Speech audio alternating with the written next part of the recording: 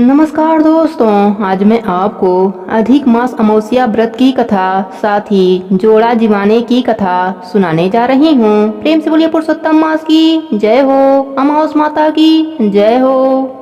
बहुत पुरानी बात है। एक नगर में एक राजा राज्य करता था। उसकी प्रजा एवं परिवार सब आनंद से रहते थे। राजा की रानी धार्मिक एवं प्रजा प्रेमी थी। राजा के महल के सामने एक साहूकार का महल था।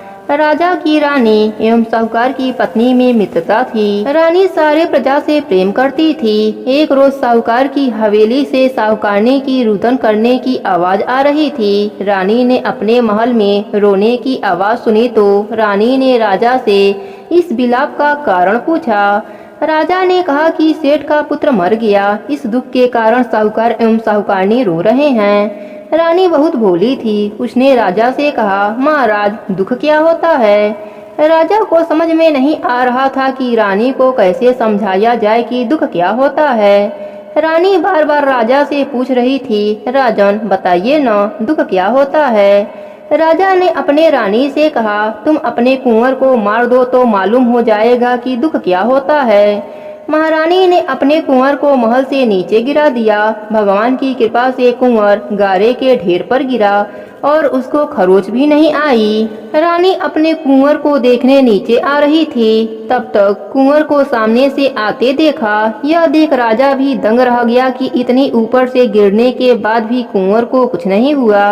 रानी ने राजा से फिर पूछा, महाराज दुख क्या होता है। उस समय पड़ोस राज्य में राजा के सैनिक युद्ध कर रहे थे। राजा ने रानी से कहा कि अब मैं लड़ाई में अकेला जा रहा हूँ। जब तुम मेरे मरने का समाचार सुनोगी तो तुम्हें दुख का एहसास हो जाएगा।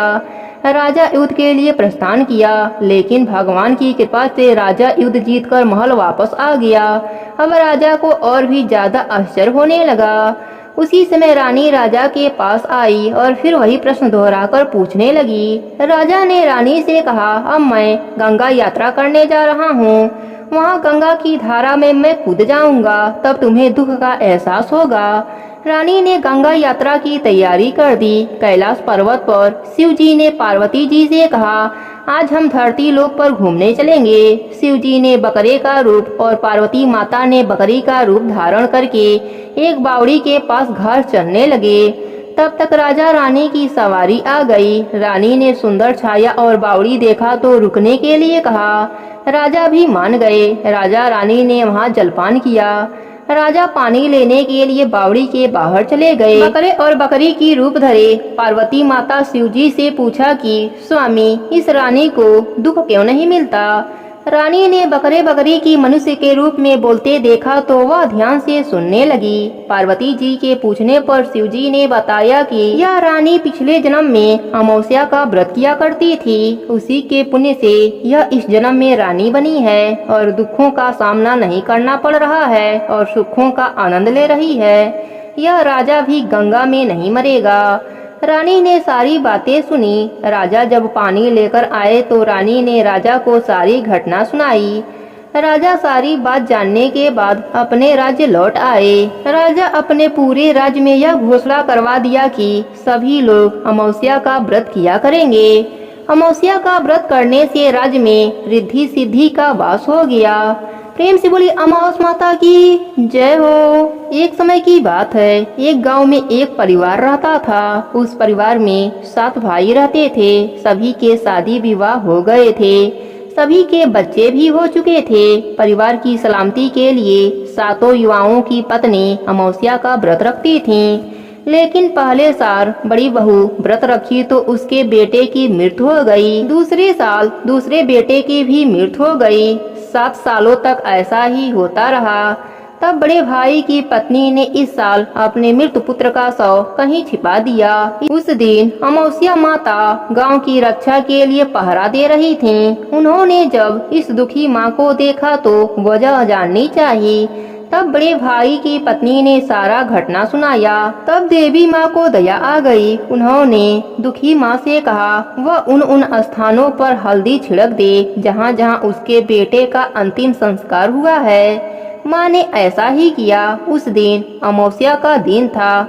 बड़ी बहू अमावस्या का व्रत भी रखी हुई थी। जब वह घर लौटी तो सातों पुत्रों को जीवित देख उसके खुशी का ठिकाना न रहा। तभी से उस गांव की हर माँ अपने बच्चों की लंबी आयु के लिए अमावस्या का व्रत रखने लगी। प्रेम से बोलिए अमावस्या माता की जय हो, पुरुषोत्तम मास की जय हो। एक समय की बात है, एक गांव में एक ब्राह्मण और ब्राह्मणी रहते थे। वह दोनों भगवान के भक्त थे। घर में सब कुछ था, पर उनके कोई संतान न होने से वह अति दुखी रहते थे। एक दिन अपने स्त्री से ब्राह्मण ने कहा कि मैं वन में तपस्या करने जा रहा हूँ, और वह भगवान पर भरोसा करके वन में चला गया। जंगल में जाकर तप करने लगा। बहुत वर्ष बीत गए, उसको वैराग्य हुआ। वह सोचने लगा कि मैं अब अपना जीवन समाप्त कर दूंगा। इस प्रकार सोचकर वह पेड़ की डाली पर फांसी का फंदा लगाकर मरने को तैयार हुआ। तभी अमावस्या माता प्रकट होकर बोली, देख ब्राह्मण, तेरे भाग्य में 7 जन्म तक कोई संतान नहीं लिखी है, किंतु मैं तुझे 2 कन्याओं का वरदान देती हूँ। एक का नाम अमावस्या तथा दूसरे का नाम पूनम रख देना। तेरी स्त्री को कहना कि अमावस्या का व्रत करे। अमावस्या के दिन 1 कटोरी चावल भरकर उस पर दक्षिणा रखकर किसी मंदिर में रखे। ऐसा 1 साल तक करना। 1 कटोरी चावल सहित दान करते रहना। इतना कहकर अमावस्या माता अंतर ध्यान हो गईं। ब्राह्मण घर आया और अपने पत्नी को सारी बात बताई। अमावस्या आने पर ब्राह्मणी ने व्रत रखा। कुछ दिन बाद उसको 2 कन्या हुई। तब उसने एक का नाम अमावस्या और दूसरे का नाम पूनम रखा। धीरे धीरे वह कन्याएं बड़ी होने लगी। ब्राह्मण दोनों कन्याओं का योग्य वर देखकर विवाह कर दिया। बड़ी बहन अमावस्या धार्मिक थी, जबकि छोटी भगवान को बिल्कुल भी नहीं मानती थी। बड़ी के घर में तो सुख समृद्धि का भंडार भरा हुआ था, पर छोटी बहन पूनम के घर दुखों का पहाड़ था। जब बड़ी बहन अमावस्या को छोटी के बारे में सब कुछ मालूम हुआ कि उसकी बहन दुखी है, तब अमावस्या गाड़ी भरकर सामान ले गई और छोटी बहन से कहा, बहन पूनम, तुम अमावस्या का व्रत करो और पूजा करके उपवास करो, जिससे तुम्हारे घर में सुख समृद्धि का भंडार भरेगा। 1 साल तक चावल का कटोरा भरकर दक्षिणा रखकर दान करती रहना। पूनम ने अपने बहन के द्वारा बताए गए नियम के साथ अमावस्या का व्रत किया। कुछ ही दिनों के बाद उसके भी घर धन्य धन से भर गए और संतान की प्राप्ति हुई। वह सुखी जीवन जीने लगी। प्रेम से बोले अमावस्या माता की जय हो, पुरुषोत्तम मास की जय हो। एक समय की बात है, एक गांव में सास बहू रहती थीं। एक दिन सास ने कहा, बहू, अधिक मास आ रहा है तो मैं रोज सुबह अधिक मास नहाऊंगी। तो बहू ने कहा, माँ जी, यह अधिक मास स्नान क्या होता है? तो सास ने कहा, जिस महीने में संक्रांति नहीं होती, यानी कि सूर्य का एक राशि में दूसरे राशि में जाना नहीं होता, उसे पुरुषोत्तम मास या अधिक मास कहते हैं। यह भगवान श्री कृष्ण का प्रिय मास होता है। इसमें सुबह सूर्य उदय से उठकर नारायण, तारायण और पारायण करना चाहिए। तब बहू बोली, माँ जी, यह नारायण, तारायण और पारायण क्या होता है?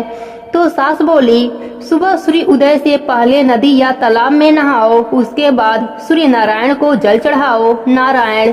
साथ ही ध्रुव तारे का भी दर्शन करो, जिससे कि तारायण भी हो जाता है। तब बहू बोली, माँ जी, यह पारायण क्या होता है? तब सास बोली, पारायण मतलब भगवान का पूजा करके रामायण पाठ, भागवत पाठ और राई दामोदर की कथा सुन लो, इसे ही पारायण कहा जाता है। तब बहू ने कहा, माँ जी, अधिक मास स्नान का इतना फल है तो मैं भी इस बार अधिक मास स्नान करूँगी।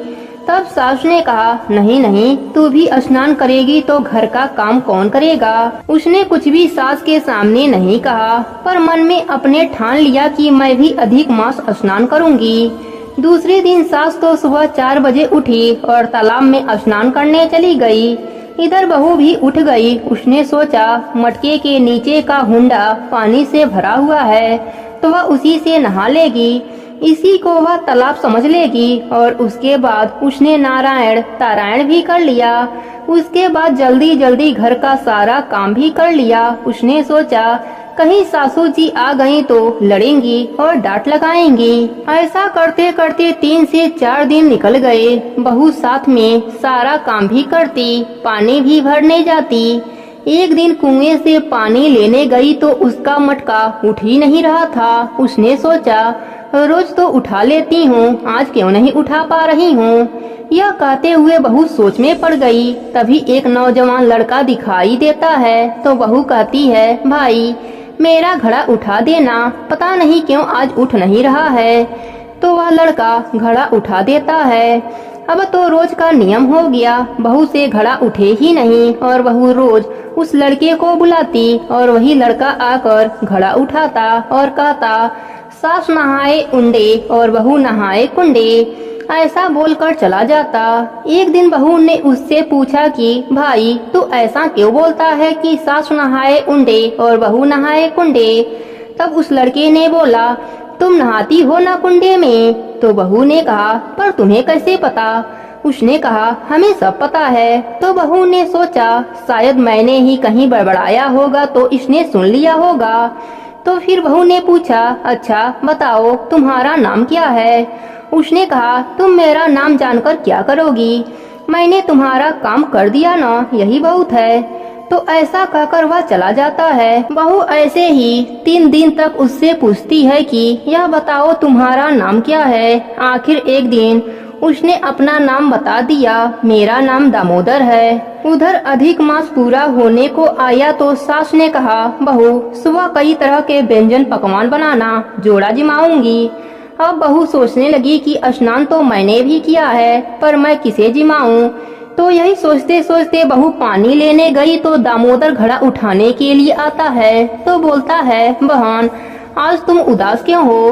तो बहू बोलती है, भाई मैं क्या करूं, स्नान तो मैंने भी किया, मेरी सासू माँ जोड़ा जिमाएगी, पर मैं किसे जिमाऊं। तब दामोदर बोलता है कि बहन तुम चिंता मत करो, मैं आ जाऊंगा तुम्हारे घर भोजन जिमने के लिए। तब बहू कहती है, पर मैं तुम्हें बुलाऊंगी कैसे। तब दामोदर बोले, तुम 2 थाल में भोजन लगाकर तुलसी वृंदावन के पास रख देना, गरुड़ घंटी बजा देना, मैं स्वयं आ जाऊंगा। बहू घर में जाती है, कई प्रकार के व्यंजन पकवान बनाती है।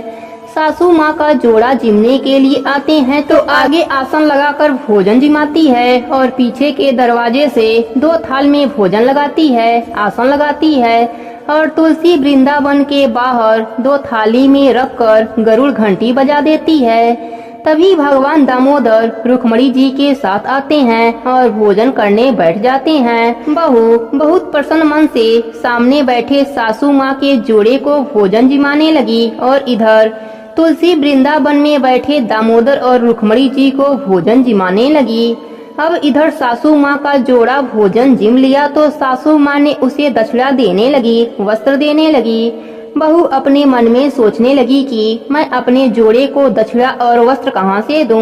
भगवान दामोदर ने बहू के मन के बात को जान लिया और भगवान ने कहा, बहन तुम चिंता मत करो, हमारे हाथ में तुलसी का पत्र और मंजरी रख दो। तब बहू ने ऐसा ही किया, तुलसी पत्र और मंजरी रख दिया। जैसे ही दामोदर जी के हाथ में तुलसी गई, तुलसी पत्ता सिक्का बन गया और मंजरी वस्त्र बन गए। तब दामोदर भगवान ने साक्षात बहू को दर्शन दिया और बहू का घर हीरे मोती अन्य धन से भर दिया। इधर सासू माँ अपने जोड़े को विदा करके बहू को बुलाने आती है कि बहू चलो हम दोनों भी भोजन कर लेते हैं। सास बहू को देखा कि बहू सोने चांदी हीरे मोतियों से सजी हुई खड़ी है और जहाँ पर भोजन बना रही थी पूरा घर अन्य धन हीरे मोतियों से जगमगा रहा है। तब सासू माँ आश्चर्यचकित होकर देखने लगी। तब बहू ने अपने सासू माँ को सारी बातें बताई। सासू माँ ने कहा, बहू तू बड़ी भाग्यशाली है, तुम्हारे यहाँ साक्षात दामोदर जी रुक्मणी जी भोजन करने आए। तो बहू ने कहा, सासू माँ यह सब आपके कारण संभव हुआ, यदि आप मुझे पुरुषोत्तम मास के महत्व को नहीं बताती तो मैं यह सब कैसे कर पाती। सास बहू का इस तरह से पुरुषोत्तम मास यानी कि अधिक मास स्नान और भोजन जिमाने का फल हुआ।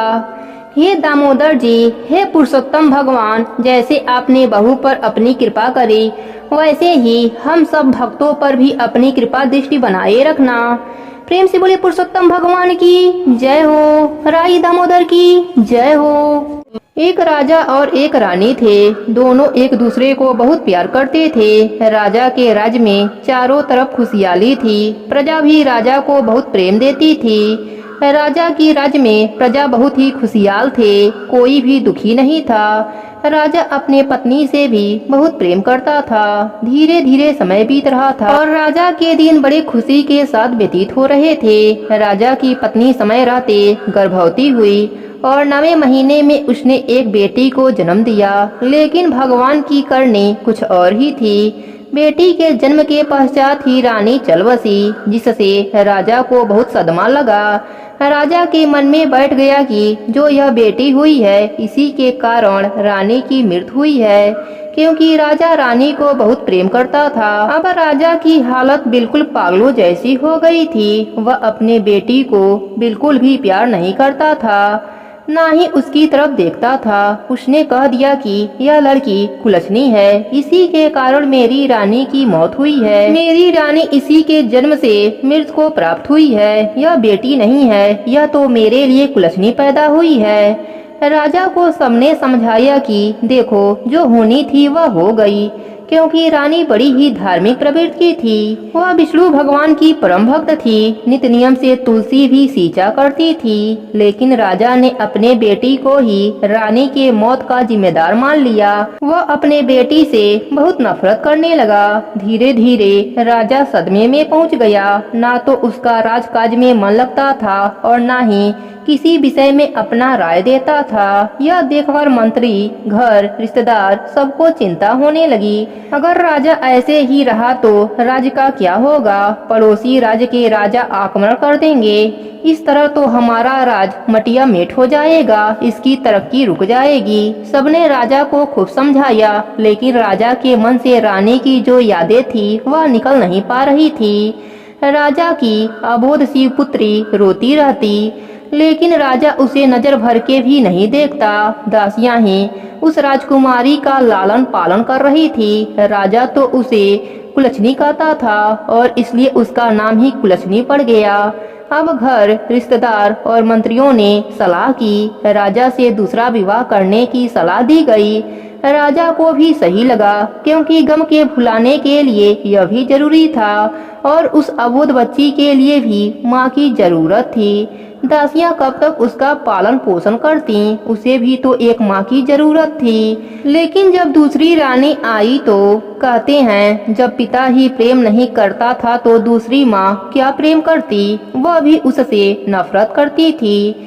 भला दूसरे के बच्चे को कोई क्यों अपनाने लगा? धीरे धीरे समय बीतने लगा। राजकुमारी अब 1 साल की हो गई और राजा तो उसे देखता ही नहीं था। वह ठुमक ठुमक कर चलती तो भी राजा का मन नहीं पिघलता था। इसका फायदा दूसरी रानी उठाती थी। अब दूसरी रानी की भी एक पुत्री पैदा हुई। इस बार रानी और बच्ची सही सलामत थे तो राजा बहुत खुश हुआ। राजा ने खूब उत्सव किया। उसका नामकरण संस्कार करवाया। उसका नाम लक्ष्मी रखा गया और अब लक्ष्मी कुलक्ष्मी दोनों ही साथ बढ़ने लगे। धीरे धीरे समय बीत रहा था। राजा रानी लक्ष्मी को बहुत प्रेम करते थे, लेकिन कुलक्ष्मी बेचारी उपेक्षा का शिकार ही रहती थी। उसे तो कोई भी फूटी आंख देखकर भी खुश नहीं होता। लेकिन समय अपने गति से बीत रहा था। लक्ष्मी के साथ राजघराने जैसा व्यवहार होता और कुलक्ष्मी के साथ दासियों जैसा व्यवहार होता। लक्ष्मी के जो कपड़े पुराने हो जाते उन्हें ही कुलक्ष्मी पहनती थी। धीरे धीरे दोनों लड़कियां बड़ी हो गईं। एक दिन रानी कहने लगी, राजा साहब, लड़कियां बड़ी हो गई हैं, इनकी शादी हमें कर देनी चाहिए। जो कुलक्ष्मी थी वह बहुत धार्मिक थी, क्योंकि उसकी माँ भी बहुत धार्मिक थी। वह विष्णु भगवान की पूजा पाठ किया करती थी, तुलसी सींचती थी, दिया लगाती थी। और जो लक्ष्मी थी वह बहुत घमंडी थी। एक दिन रानी ने राजा से कहा, राजा साहब, दोनों लड़कियां बड़ी हो गईं, उनके लिए कोई लड़का तलाश किया जाए। राजा कहने लगा, हाँ रानी, विवाह करना ही पड़ेगा और जितनी जल्दी हो जाए अच्छा ही होगा। इस कुलछनी का परछाई इस महल से हट जाए। रानी तो वैसे ही कुलछनी से नफरत करती थी, उससे सारे काम करवाती थी। रानी ने कहा, राजा साहब, कुलछनी बड़ी है, पहले उसकी शादी कर दिया जाए। राजा ने कहा, उसकी शादी क्या करनी है, जैसी वह है वैसे ही उसके लिए लड़का देख लिया जाएगा। रानी कहने लगी, अरे राजा साहब, उसके लिए तो कोई अंधा भिखमंगा लड़का ही सही रहेगा। वह कहाँ राजमहलों के लायक है, जहाँ भी जाएगी वहाँ हानि होगा। यहाँ तो वह अपने माँ को खा गई, वहाँ भी न जाने किसको किसको खाएगी और हमें यह सब सुनना पड़ेगा। राजा कहने लगा, रानी आप ठीक कह रही हैं। राजा ने तुरंत अपने नाई और ब्राह्मण को बुलवाया और उनको आदेश दिया कि कुलछनी के लिए एक अंधा और भिखारी वर देख के आओ। अब नाई और ब्राह्मण कुलछनी के लिए वर के तलाश में चल दिए। चलते चलते वह बहुत दूर एक गांव में पहुँचे। वहां उन्होंने देखा एक भिखारन थी, उसका एक बेटा था जो माँ बेटे दोनों भीख मांग रहे थे। बेटा अंधा था, घर के नाम पर एक कुश की टूटी फूटी झोपड़ी थी। नाई व ब्राह्मण उन्हें देखकर खुश हो गए, क्योंकि उन्हें कई दिन हो गए थे। जैसे राजा वर खोजने को कहा था, वैसा वर खोजने में नाई और ब्राह्मण उस भिखारन के पास गए और उससे कहने लगे, माई, हम तेरे बेटे के लिए एक बहुत ही अच्छा रिश्ता लेकर आए हैं। भिखारन पहले तो हंसी और फिर कहने लगी, क्यों भैया, मेरी मजबूरी का मजाक उड़ा रहे हो? भला मेरे अंधे बेटे से कौन विवाह करेगा? तब जो नाई था वह कहने लगा, अरे बुढ़िया माई, हम तुम्हारे बेटे के लिए राजमहल का रिश्ता लेकर आए हैं। यह सुनकर तो भिखारन को विश्वास ही नहीं हुआ। फिर वह राजी हो गई कि राजमहल से नाता जुड़ जाएगा और उसके साथ कुलछनी का रिश्ता तय करके नाई और ब्राह्मण अपने राजमहल लौट आए। उन्होंने आकर राजा को सारी बात बताई। राजा बहुत खुश हुआ। अब कुलछनी का विवाह उस अंधे भिखारी के साथ भी हो गया और दान दहेज के नाम पर उसे कुछ भी नहीं दिया गया। वह बेचारी कुलछनी वहाँ से विदा होकर अपने ससुराल आ गई। ससुराल आई तो देखी वहाँ तो महलों में रहती थी, चाहे कुछ भी हो वह राजकुमारी ही थी। ससुराल में उसने देखा वहाँ टूटी फूटी एक झोपड़ी है, बैठने के लिए भी सही से जगह न था। बेचारी आकर विष्णु भगवान से कहने लगी, हे प्रभु, यह मेरी कैसी परीक्षा ले रहे हैं आप? पति भी मिला, वह भी अंधा। कम से कम पति सही होता तो हम दोनों मिलकर कमा खा लेते। अब जो भी मिला है मैं इसका साथ निभाऊंगी। और अपने सासू माँ से वह कहने लगी, माँ जी, जो भी घर में है खाना बनाने के लिए दे दीजिए। फिर उसकी सास ने भिक्षा में मिले चावल ला कर दिए। फिर कुलछनी ने खिचड़ी बनाई, भगवान को भोग लगाया और अपने पति को खिलाया, सास को खिलाया और बचा खिचड़ी वह अपने ग्रहण कर लिया और भगवान की मर्जी मानकर उनके साथ प्रेम से रहने लगी। अपने पति और सास की सेवा करने लगी। उधर रानी कहने लगी, राजा साहब, कुलछनी का तो विवाह हो गया, उससे हमें छुटकारा मिल गया। अब हमारी प्यारी बिटिया के लिए भी कोई अच्छा वर ढूंढ दीजिए। राजा ने अपने नाई और ब्राह्मण को बुलाया और कहा कि एक अच्छा सा राजकुमार मेरी लक्ष्मी बेटी के लिए वर खोज कर आओ। नाई और ब्राह्मण लक्ष्मी के लिए वर ढूंढने चल दिए। एक चक्रवर्ती राजा के वहां पहुँचे। राजा का एक ही पुत्र था। लक्ष्मी का रिश्ता राजकुमार से तय कर दिया। समय से बारात आ गई। राजा ने खूब दान दहेज दिया और लक्ष्मी को बड़े शानो शौकत के साथ विदा किया। बेचारी कुलछनी उधर अपना जैसे तैसे दिन काट रही थी और लक्ष्मी तो ऐसो आराम से राजमहल में निवास कर रही थी। उधर कुलछनी की सास भीख मांगकर कुछ पैसे लाई। तब कुलछनी कहने लगी, माँ जी, यह भीख मांगना हमें अच्छा नहीं लगता। इससे अच्छा है कि हम काम काज ही कर लें। उसकी सास माँ कहने लगी, बेटी, तेरे घर तो तुझे कुलछनी कहते हैं, लेकिन तू तो मेरे घर की लक्ष्मी है। तू जो कहेगी वह मैं मान लूंगी। वह कहने लगी, माँ जी, इन पैसों से मैं कुछ तरबूजे और खरबूजे खरीद कर लाती हूँ। इस समय गर्मियों का समय चल रहा है, तरबूजे और खरबूजे इस मौसम में बहुत बिकते हैं। मैं उन्हें बेचूंगी और उससे हम सबका गुजारा चलेगा। कम से कम हम अपने आत्मसम्मान के साथ तो रहेंगे। आप भीख लेने जाती हैं, 10 लोग आपको ठुकरा देते हैं, कोई 1-2 आदमी दया करके आपको भीख देता है। मुझसे यह देखा नहीं जाता। सास बोली, बहू तू नई नई है, कहाँ जाएगी? वह कहने लगी, नहीं माँ जी, आप घर पर रहो, मैं जाती हूँ। सास बोली, ठीक है। अब कुलछनी ने उन पैसों से एक डलिया लिया और उनमें कुछ तरबूजे और खरबूजे खरीद कर रख लिया और लेकर चल दी। और जंगल के रास्ते में एक मंदिर था, उसी मंदिर के सामने जाकर बैठ गई। बड़े ताजे ताजे खरबूजे थे, इसलिए हाथों हाथ खरबूजा और तरबूजा बिक गया।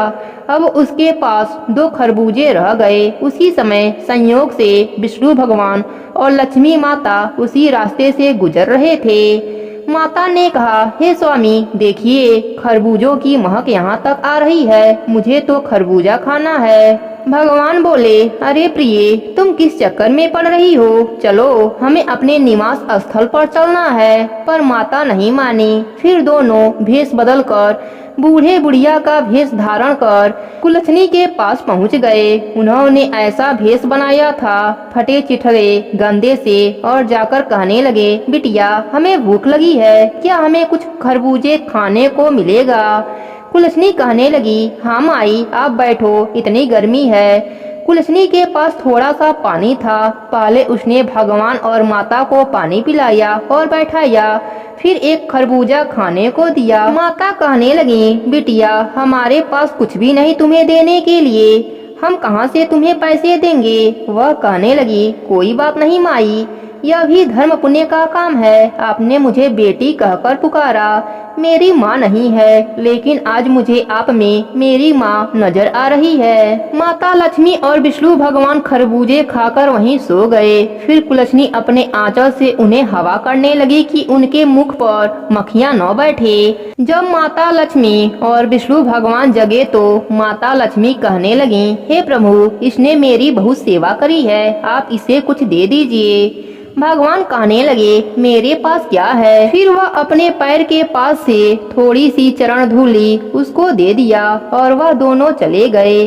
चरण धूली को कुलछनी ने अपने आंचल में बांधा और खुशी खुशी अपने घर आ गई। अपने सास से बोली, माँ जी, भगवान की कृपा से सारे खरबूजे और तरबूजे बिक गए। 2 खरबूजे बचे थे तो एक बूढ़े बाबा और माई आई थीं, तो उन्हें मैंने खिला दिया।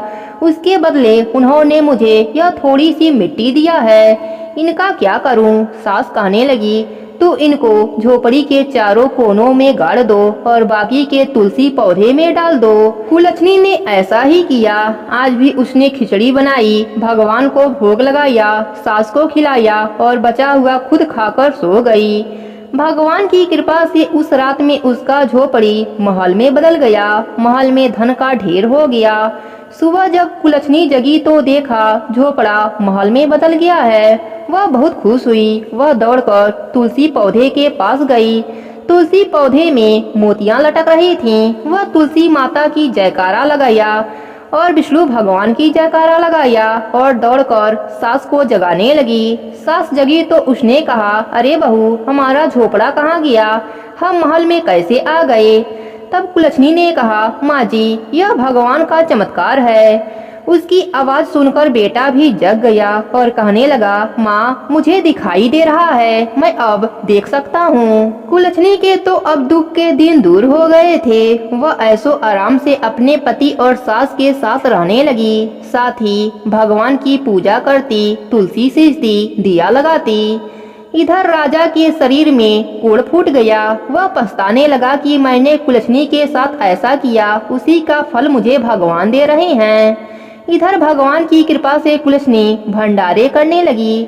जिससे उसकी ख्याति दूर दूर तक फैल गई। जब उसकी बहन लक्ष्मी को पता चला तो उसने कुलछनी के घर में आई और पूछा, तुम्हारे पास इतना धन कहाँ से आया? तब उसने बताया कि मैंने तरबूजे खरबूजे बेचने मंदिर के आगे गई थी। तभी एक बूढ़े बाबा और उनके साथ एक बुढ़िया माई आई। मैंने उन्हें तरबूजे खिलाया तो उन्होंने मुझे थोड़ी सी मिट्टी उठा कर दिया।